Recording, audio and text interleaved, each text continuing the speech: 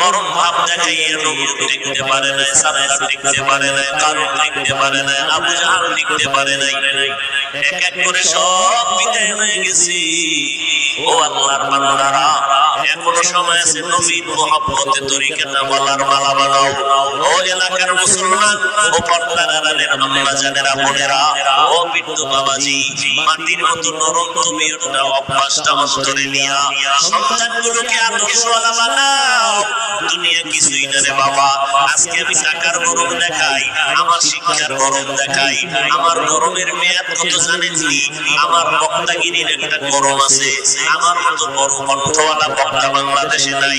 এই যে গরম গরম ভাব দেখাইয়া চলবো, এই গরমের মেয়াদ কত? আজরাইল আসা পর্যন্ত। আজরাইল যখন এসে হাজির হয়ে যাবে, তখন তিনটা সাদা কাপড় আমার জন্য রেডি হয়ে যাবে। কে বক্তা, কে শ্রোতা, কে ইমাম, কে বক্তা